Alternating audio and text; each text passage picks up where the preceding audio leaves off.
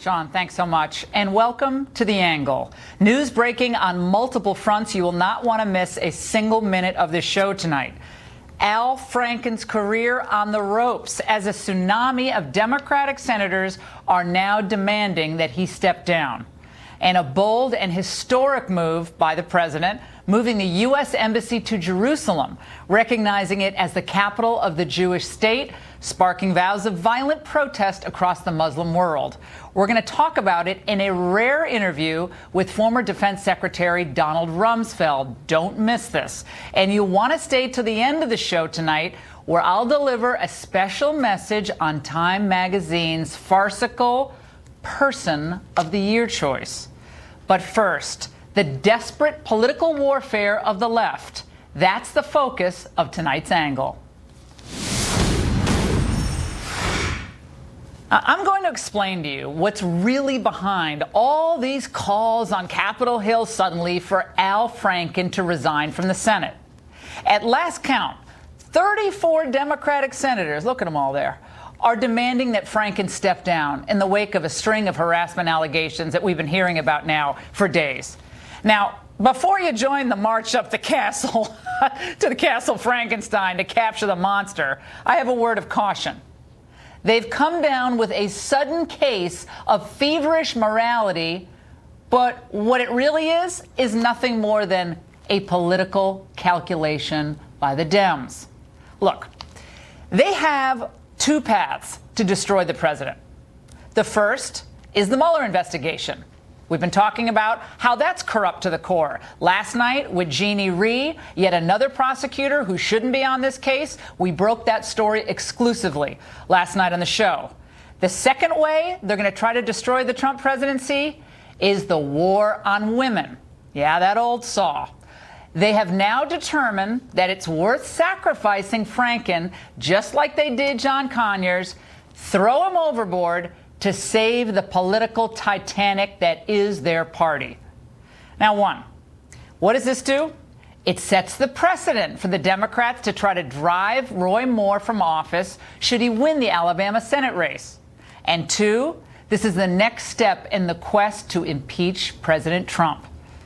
Now, the left is brilliant. They're really, really smart at using the media to create a narrative and pound it all day long that quickly becomes a political bludgeon. The drumbeat of accusations and the calls for scalps advance the false premise that the left are all about protecting women. In fact, both Hollywood and the Democrats, think about this. They've objectified and pornified and abused women for decades. And the abusers, let's not forget, have been celebrated. Ted Kennedy, Bill Clinton, Matt Lauer, Kevin Spacey, Franken, Conyers, Weinstein, the list goes on and on. So I'll tell you this tonight. Be wary of the lynch mob that you joined today, because tomorrow it could be coming for your husband, your brother, your son, and yes, even your president. And that's The Angle. Now, someone who knows Democrats and the games they play like this better than anyone, former Speaker of the House, Newt Gingrich. Mr. Speaker, it's good to see you. Welcome back from Rome. Let's talk about the games that are being played up there on Capitol Hill. There's all this newfound moral outrage about Al Franken and all these Democrats and John Conyers. What's really going on here, fast-forwarding to 2018? First of all, I'm going to be very politically incorrect. Let's go back to who Al Franken was a month ago. He had the #1 best-selling book. He was a very funny guy. Democrats loved him. He was doing fine.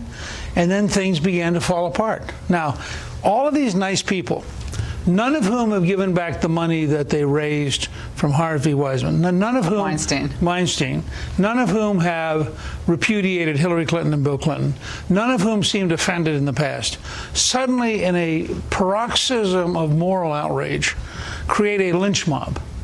And what you saw today was a lynch mob. Let's not have due process. Let's not ask anybody any questions. Let's not have any chance to have a hearing. Let's just lynch him.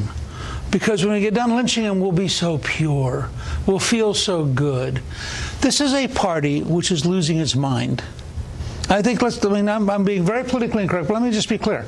I think that the Gillibrands and others are literally losing their minds. I think that Elizabeth Warren is losing her mind.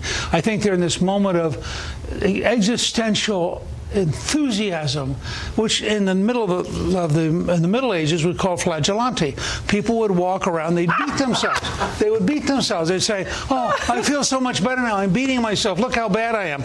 These are people who grew up in a party which used to preach free love, which used to think that all of the hippiedom was wonderful, who used to think they somehow represent the future, and now they've suddenly curdled into this weird Puritanism, which feels a compulsion to go out and lynch people without a trial. I just want everyone watching to understand that Newt Gingrich is here tonight, and he's standing up for Al Franken, okay? And I've got to tell you, I said last week that I didn't think he should resign because I think the voters have to have a say on this. The pushing people out of office. Okay. No, I've not read all the detailed various allegations. It gets too lurid. To the best of my knowledge, even the one which broke today, which was the horrifying last straw, which led Schumer to decide, as a great New York Paul, that he had to suddenly stand on the side of Puritanism, which is actually by itself pretty bizarre.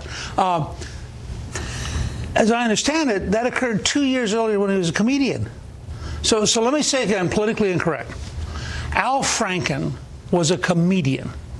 Comedians often do weird things. He was in the entertainment business. He was doing the kind of things people in the entertainment business do. Now, I have not, maybe I'm wrong, but I don't see anything that they've said he's done since he was a senator. I don't think they've said. I've tried to lose track. I think there are a couple allegations of inappropriate conduct, but I think it's minor stuff. But the point is, we're in one of those weird American moments when running around lynching people feels so good. Yeah, it feels good to them. I mean, if you go back and you go back and watch the YouTube of Clarence Thomas. I was just going to say my old boss. Yeah, you know how he felt. Who, by the way, was wonderful and swore in Callista. Oh, great! Great moment, and fellow Georgia and everything. But you go back and you look at what he said about an electronic lynching. And then you look at what we're saying. I mean, again, Conyers had a lot of good reasons to retire, but on the other hand, no hearings. No witness. No, there's no due process. If you're accused and you're a man, you're accused, you're done. This is Venezuela, Cuba. This is every third world banana republic. But they're doing it because they want their power back. They have no substance. They have no issues. It's the war on woman redux for turning out the vote in 2018 and 2020. I'm not even sure they're doing it for that reason. Really? Oh, I do. I think it's get out the vote. No, I think that's all it's about. they're doing it because they get together at a cocktail party, look at each other, and they go, "Oh my God, can you imagine?" I know, because they want to hit Roy Moore, Newt, and they can't hit Roy Moore as long as Al Franken's sitting in the Senate. They can't go, "Oh, Donald Trump, you campaigned or you supported Roy Moore." Let me ask an inappropriate question. What do we know about Doug Jones? He's pro-abortion. That's what I know. Yeah, he's pro-abortion. He's pro-gun control. He's left. But what if it turns out next Tuesday that Doug Jones actually had an inappropriate date when he was 11 years old, and it was really inappropriate, and he shouldn't even be on the ballot? Are the Democrats now going to jump up and go, vote for Roy Moore? I mean, we're in a cycle which, by any reasonable, this is cultural anthropology time. This is watch the natives go nuts. Speaking of nuts, let's go right to the Mueller investigation. Okay. So they got all these prosecutors who I believe are politically compromised. One worked for the Clinton Foundation, Jeannie Reese. She represented Ben Rhodes, who was the Deputy National Security Advisor. We broke that last night. And then she is now working for Mueller, Andrew Weissman. It got the Peter Strzok, who was struck from the team. But what about this investigation? And is this now not all tainted because Mueller did not remove these people or assembled a team with a political, seemingly, at least on the surface, a political axe to grind against his president? When they first appointed Mueller, I tweeted that I thought he was a very responsible person. And then I watched who he began to hire. And then I looked at his own law firm, which, by the way, gave Wilmer Hale, which I believe gave 99.18% of its money to Hillary. That little? Mm. Yeah, only 0.82 to Trump. And I began to look at all this stuff, and then I began to think about how they're doing this. Hillary's top aides clearly lied. Not a single indictment, not a single conviction. Immunity, it looks like, for Cheryl Mills. So Hillary is never put under oath, because you can't get them for perjury if they never swore. Okay? Now you get to, it's time to go after the Republicans. And I would say that, and I say this in all seriousness, I mean, I'm making fun about the Franken situation. If Hillary had not lost, we would be mired in the deepest level of corruption in American history. Mueller is corrupt. The senior FBI is corrupt. The system is corrupt. And until you get back up and say and realize how really, truly corrupt this is, I mean, there's a sickness here. My granddaughter Maggie got me to a fascinating book about murder in Osage County in the 1920s. And everybody in the county law enforcement was corrupt. And the people who came in, ironically, were the FBI, who were the honest outsiders. What you now have is the Osage County corruption at the level of Comey and Mueller and that entire system. And I mean, I think it is frightening. If you believe in the rule of law and you believe in America, what we are learning is genuinely frightening. Finally, Jerusalem, moving the embassy to Jerusalem. There's all the elites in Europe are up in arms. Theresa May, Merkel, they're all going. It's so lovely to know that anti-Semitism is alive and well in Europe. The fact is, the only country in the world which is not allowed to name its own capital is Israel. I think what Trump did today was courageous. I can also tell you, having talked with the vice president this afternoon, this was systematic, it was thoughtful, it was strategic, and they believe it strengthens their hand in the end at getting to a peace agreement. Newt Gingrich, it is always great to see you, and give my best to the ambassador. You're an ambassador's husband now, and you got double duty. The State Department calls a trailing spouse. Oh, a trailing, never trailing in our show. Great to see you, Newt. And next, two top Trump insiders, Corey Lewandowski and Dave Bossie, join me with insights you're going to hear nowhere else. And Time Magazine's Person of the Year is just another excuse to bash the president. Come on. I'll explain in a continuing angle. Stay there. Steve Bannon makes no bones about it. He wants Mitch McConnell to go. And I asked Mitch McConnell about that last week, and he had some choice words, as you'll recall, and a lot of other establishment Republicans as well. Now, Bannon sees them as the biggest obstacle to passing the Trump agenda. So he's lining up anti-establishment Senate candidates like the embattled Roy Moore in Alabama. Now McConnell is fighting back. He's calling Bannon's preferred candidates a bunch of losers. We're not going to lose any nominations to the kind of candidates that guy you were talking about endorsed. What he's a specialist in is nominating people who lose. This is the same element in the party that cost us a bunch of seats in 2010 and 2012. We changed our business model. Well, to sort this all out, I'm joined now by the authors of a soon-to-be huge bestseller, I'm so excited, just published, insider account of The Campaign. I'm just going to call it The Campaign. The book is Let Trump Be Trump, the inside story of his rise to the presidency. We welcome former Trump presidential campaign manager Corey Lewandowski and deputy campaign manager Dave Bossie. Dave and Corey, congrats on the book. Love the blurbs on the back, by the way. They're awesome. They Love are them. Tremendous. I'm just glad. I'm gonna rub this in Hannity's face that my blurb is before Hannity's. I love it. That's like little victories for me. I want to get into the book because it's fascinating. You get into the Trump personality, his management style or lack thereof. But on the way to that, I want to talk about this brewing fight between the establishment now and Bannon and the populists. Like, I'm a populist. You guys are pretty populist conservatives. This dovetails into so much of what you wrote about in your book. Who survives this fight? Is it the Bannon or the McConnell, or will it be a draw?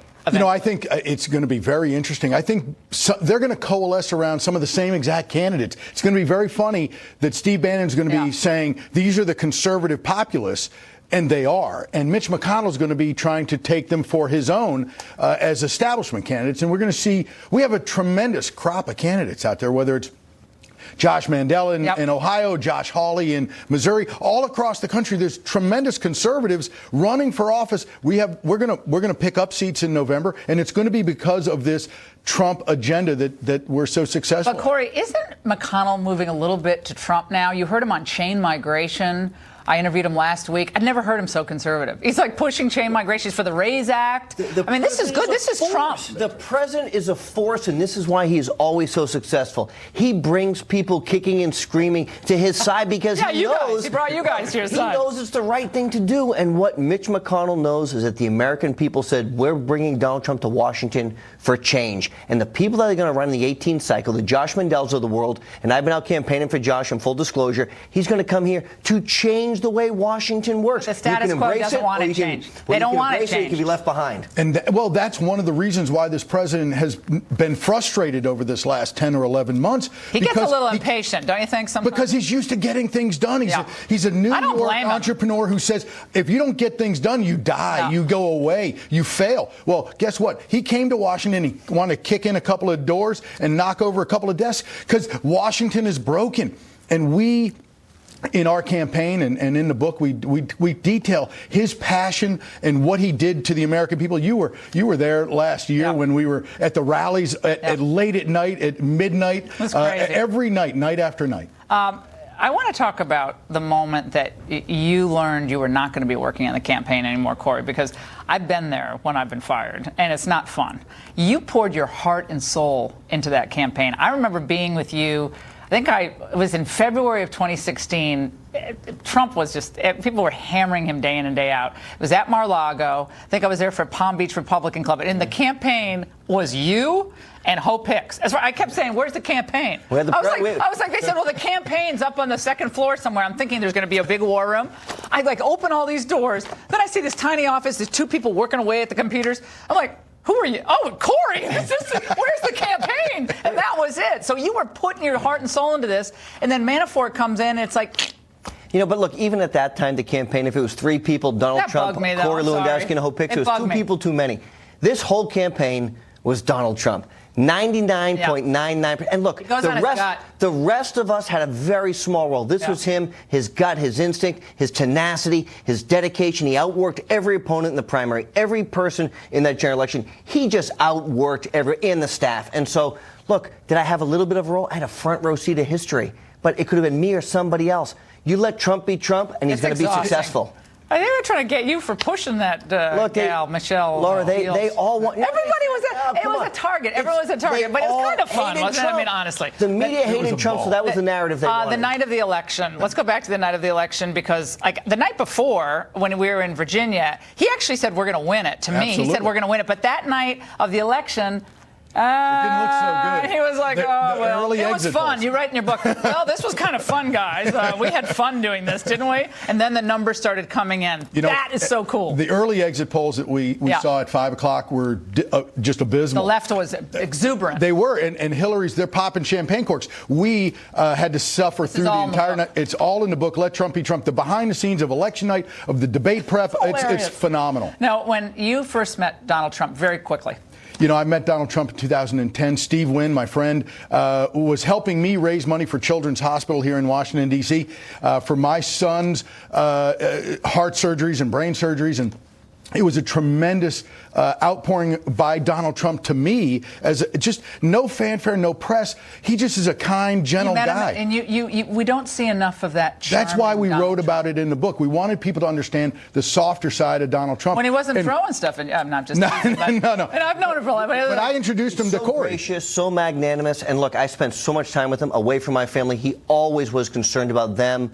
and made sure that they were taken care of, and that's not what most people do. They're going to impeach him? They're going to try to impeach him, get him out of office? Successful not? It is a joke, and we're going to win. We're going to win in November, and we're going to have a great year legislatively, and that'll help us in November. Now, Corey and Dave, I want you to stand by, because former Defense Secretary Don Rumsfeld, who is a fan of this president, is about to come on. Join me exclusively. We're going to talk about Bush's criticism of him and the president's moves today in the Middle East. Thank you both for joining. We love the book. Fantastic. Congrats. Thank you so much. Stay right there. I have determined that it is time to officially recognize Jerusalem as the capital of Israel. While previous presidents have made this a major campaign promise, they failed to deliver. Today, I am delivering. Clinton promised to do it. Bush promised to do it. Obama promised to do it. Trump actually did it. And it took a lot of guts to make this move. Much of the Islamic world is warning of severe unrest, and some are even calling for bloodshed in retaliation for that move, just as the administration tries to revive the Mideast peace process. Who better to tell us what this all means than former Secretary of Defense Don Rumsfeld? He's the author of a new memoir of his time in the Ford administration called When the Center Held, Gerald Ford and the Rescue of the American Presidency. Mr. Secretary, it's great to see you. I haven't seen you in a while. Thanks for stopping by tonight. I want to start with the big news of the day, the president's decision to move the capital of Israel to Jerusalem. Why is everybody so upset about the timing, given the fact that this has basically been on the books since 1995 with a huge bipartisan support? Most presidents, all the presidents I can think of, said that they were going to do it, and they didn't. Well, I guess the reason it's an issue is because there are countries around the world that would prefer that it had not been done. It's a no-brainer. It's the right thing to do. President Trump made the right decision. He stepped up and did it. It's inevitable that there'll be some criticism about it, but I just can't imagine any country in the world that doesn't believe that they have the right to have their capital where they want it. Here's some of the criticism that you mentioned. Put up the full screen. Egypt says it would complicate Middle East matters. Jordan says potentially dangerous repercussions. Palestinians say dangerous consequences. Saudi Arabia, our ally in the region, detrimental to the peace process. Turkey says it threatens to sever its ties with Israel. So the pressure being ramped up both in the Middle East and in elite circles here in Washington. And in Europe. And in Europe. Merkel says it's bad. Theresa May says it's bad. The Pope weighed in saying we should keep the status quo. Is President Trump out there the man alone on this? No, there are a lot of people who recognize that it's a rational thing to do, and it's the right thing to do, in my view. And I think most of those countries will get over it. I think they probably have constituencies that feel that they don't want Israel to be a part of that world. And the vast majority of the people in the world feel differently. They do agree that Israel has a right to exist and that it should be a part of that region, and that countries are inevitably going to decide where they want their capital. Well, the point is they think that Trump is losing the bargaining chip. And to that I said, well, we've been trying that with the bargaining chip, and it hasn't really gone that well. No, I agree. I think it's not surprising to me that all the countries you mentioned have an understandable need to vent modestly, but it'll go away. What about if something happens, more terrorism, attacks on embassies? Do you see a blowback on President Trump? Like, you provoked this, you pushed this, you pushed it when you didn't need to, you're a wrecking ball, Mr. Chaos. That's the line from the American media, many in the American media today, that this is just more Trump chaos. Well, I don't see it that way at all. It seems to me that the president made the right decision. He stepped up and did it. It's inevitable that there'll be people who don't like it and will make noise about it. But the idea that it would lead to a stream of terrorism, I just don't see that at all. I had Bill Richardson on the show last night, former UN ambassador, and he says he goes all over Europe and he hears very interesting things about the president. Let's watch. I go overseas all the time. You know what they ask me, Laura? They say, why is President Trump leaving growing the American economy? Why is he negative on the Trans-Pacific Partnership? Because it kills American jobs. Why does he want to pull out of NATO? Internationally, I travel all the time. Bill, we are getting the European elites criticized by everybody. The president's not popular, Mr. Secretary. He's not a popular leader. And Obama was the rock star. Clinton was the rock star. And now we have this guy Trump and Richardson and company, the elites here. It's ruining our image around the world. Well, that's just not true. The idea that the behavior or the conduct or the decisions or the positions being taken by the President of the United States are ruining our image around the world, I think is a massive overstatement. The reality is that the American people made a conscious decision to put in the presidency of the United States someone who had never served in government, military or civilian. I would have to search through history to see if there's ever been a president who who had never served in government. Now, why did they do that? They did that because they wanted someone who'd never served in government. And that's what we've got. He does not behave like an establishment politician. And that is hard for establishment politicians and establishment media to accept, because it's not the normal behavior of a seasoned politician who's the president. Is part of it that these elites, both in media and in politics, were so taken off guard and so embarrassed by the win of Trump? Because he took them on personally, he took them on substantively, he shattered all the perceptions of how you have to run a campaign. They were all left flat-footed. Yeah, and no one thought he'd win also. I mean, that's embarrassing. But the American people decided they wanted to roll the dice and put someone in that office who came from a different approach, with a different approach, and they got one. And I was with a very active Democrat today, a wonderful classmate of mine from school, and very much a Democrat. And I said, well, what do you think about all this? He said, well, he hasn't done anything wrong. And he hasn't. He said, what do you think? And I said, well, the most important job of a senior executive is picking good people. And he has picked excellent people. The Supreme Court Justice Gorsuch, the Vice President Mattis at Defense, his cabinet is as good a cabinet as any one of the 2 or 3 I served in.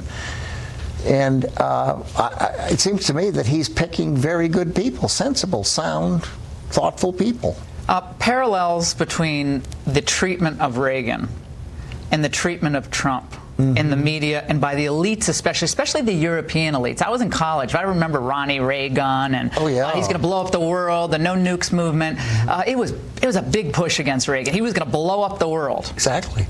And he was, the society, the elites in the society were dismissive of Reagan and didn't believe a movie actor and Bedtime with Bonzo could do the job. And he got in there, and that wonderful, warm, sensible approach that he brought to governance won over an awful lot of people in our country, and he did a fine job. But the elites never accepted him until he was long gone. Now suddenly Reagan's their hero, but they don't like him much when he's in there. Former President George W. Bush recently said Don Rumsfeld didn't make one blanking decision during his presidency. Stay there for Rumsfeld's reaction. Welcome back to part 2 of our Ingraham Angle exclusive with Donald Rumsfeld. I ask him why the Bushes seem to have such a problem with him and the many foreign policy challenges facing President Trump. I want to move on to North Korea because obviously this continues to be such a difficult problem, seemingly intractable problem for the United States. We seem to be kind of relying a lot on China. And I was going back, and Donald Rumsfeld warning China over military expansion in October of 2005. You were on That's the China. That's a vicious thing to quote me. You were on the China watch way back, and you were concerned about the buildup of their military. And now China's flying missions right near our joint missions with South Korea this week, coming very close to where we were, kind of sending a message, don't provoke North Korea. What about China? What do we do with China right now in this situation? Well, it's a new period. China's a major power, and certainly in that part of the world. And it strikes me that President Trump is focusing on the right thing, to be interested in the behavior on the part of the North Koreans. And I don't doubt for a minute, but that his effort to engage China on that subject is the right thing to do. What are our choices? Exactly. China's a reality. It's very active in the South China Sea. I think the world is What's a bigger threat to us, I'll say, Russia or China? Who's a bigger threat to the United States, Russia or China?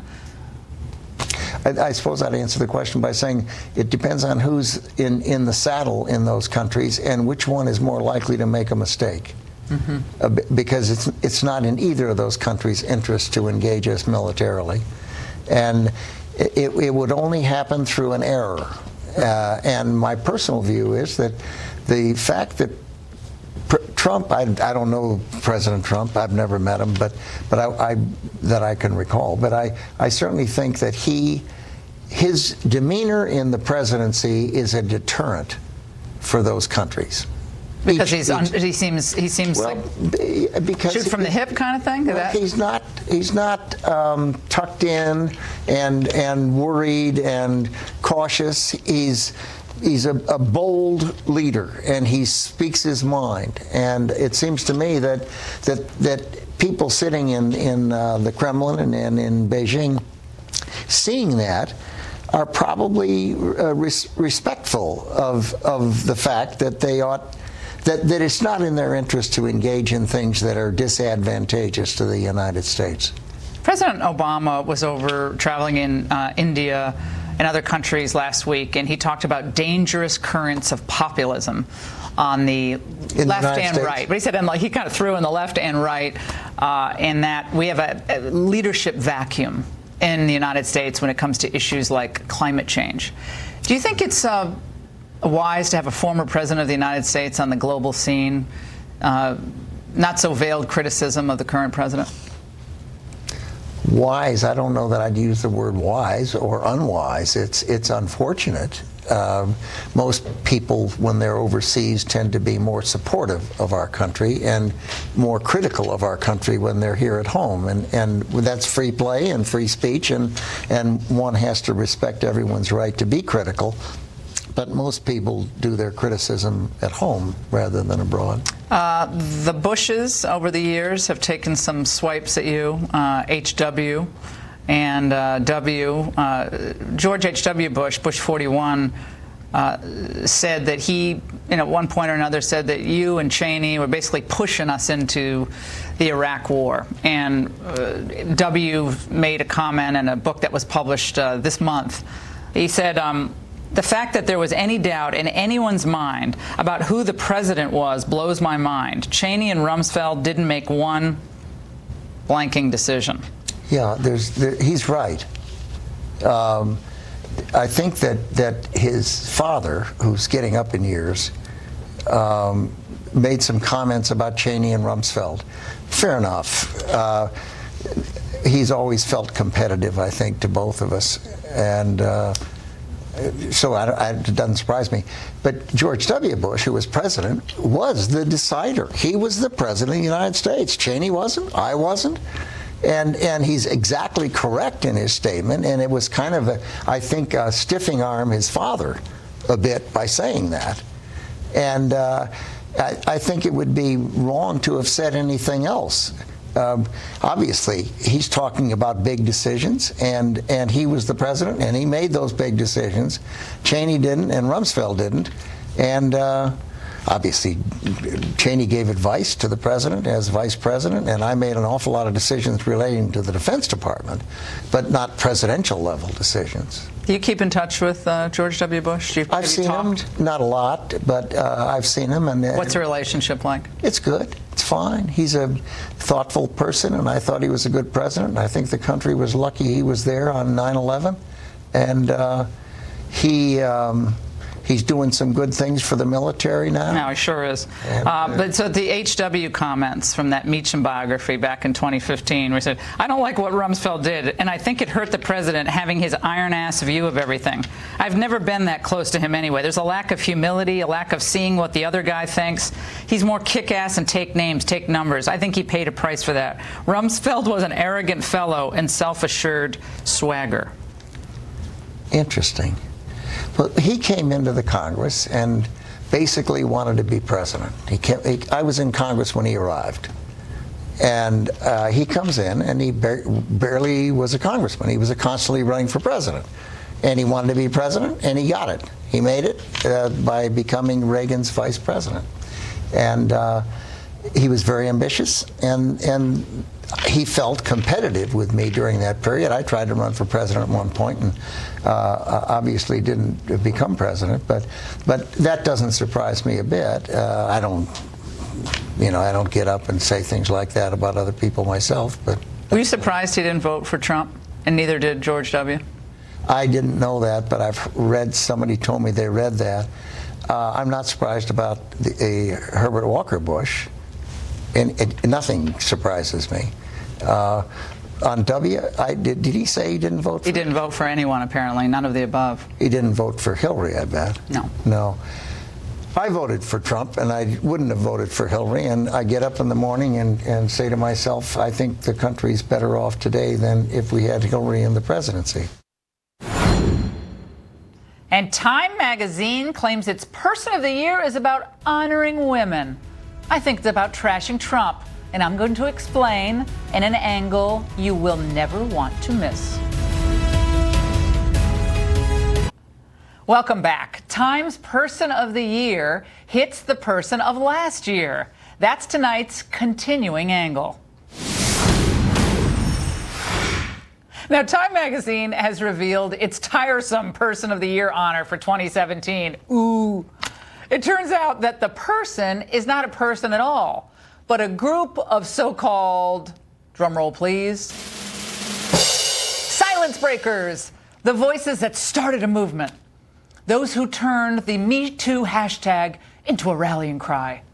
Among the silence breakers are actresses Rose McGowan and Ashley Judd, who together exposed the bathrobed marauder, the pudgy Harvey Weinstein, the founder of the Me Too movement, and a former Fox, now NBC anchor.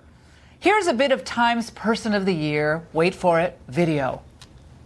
I am here to give you permission to be angry. People are afraid, especially women. We're conditioned since birth to be polite. To be nice, to be kind, to be liked, to not make waves. Well, there's a lot of BS, which is what she said, and self-aggrandizement out there. And some of it's actually coming from the silence breakers themselves. By the way, how did Megyn Kelly manage to get into this whole deal on the Time magazine? She must have had a better publicist than Gretchen Carlson. Anyway, the Time piece traces the apex of the Me Too movement to the Women's March. Remember that delightful affair? It was a march that excluded conservative, of course, and pro-life women. They don't count.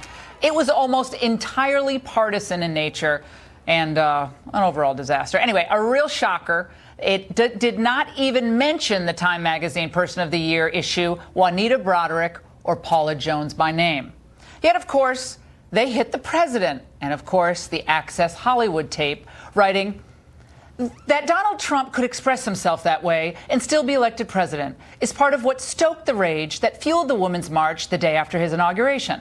It's why women seized on that crude word as the emblem of the protest that dwarfed Trump's inauguration crowd size. Now, Time magazine just can't help but politicize pretty much everything. And apparently conservatives, they're not even allowed to oppose harassment or abuse, even though more often than not, the abuse, especially lately, has occurred at the hands of liberals. Of course, in that Time video, actress Ashley Judd didn't dwell on that minor fact. Instead, she pats herself on the back. I was very proud. I'm very glad now that the story has been heard. Well, I'm glad that these women have finally told their stories, for sure. They deserve to be heard. But when those stories are enmeshed with an obvious political agenda, it hurts both their cause and their credibility. Now, compare the Judd we just heard, so proud, with the way she and the other women's marchers behaved at that landmark post-inauguration protest. It wasn't exactly the candlelight procession at Lourdes. All I recall is the funny hats and the foul mouths. I am a nasty woman. I'm not as nasty as a man who looks like he bathes in Cheeto dust. I feel Hitler in these streets. A mustache traded for a toupee. It is vital that we all make it our mission to get really, really personal. I have thought an awful lot about blowing up the White House. I like the Madge who did the Palmolive liquid better. Anyway, does any of that help a woman being abused in the workplace or create a culture of respect? Of course it doesn't. Just you look like a bunch of fools. And like the Person of the Year citation, this cause has been remade into a political weapon with one goal: taking back political power. Trump and populist conservatives took it from them and they want it back. In fact, this same dynamic is at play in many sexual harassment cases. Abusers enjoy wielding power over their victims. That's ironic, isn't it? So let's not pretend for a moment that the Dems are experiencing some moral epiphany here. Are they prepared to posthumously re-examine the life of their liberal lion, Ted Kennedy? Disinvite Bill Clinton and his enabling wife from any future Democrat National Convention? Come on, let's agree once and for all, politics should never define the struggle for basic human decency and respect. All people, regardless of their political persuasion, deserve that. And incidentally, after making him their Person of the Year, last year President Trump was this year's runner-up. So not only did they fail spectacularly in not recognizing him as the single most influential person in this year, they also missed the chance to sell an actual magazine or two. That was a little bit of an abrupt cutoff earlier, but, you get the point. Before we go, a reminder to pick up a copy of my new book, Billionaire at the Barricades, The Populist Revolution from Reagan to Trump. Great Christmas gift. Not coal in a stocking. Throw that in a stocking. They'll learn something. Laugh, too. That is all the time we have this evening. Shannon Bream is up next. And as always, it's going to be a great show. By the time I get home, Shannon, I can usually watch the last half, and I never miss it. DVR us if you miss us live, and we'll see you guys tomorrow. Shannon, take it away. Thanks so much, Laura. Here's what we have coming up tonight.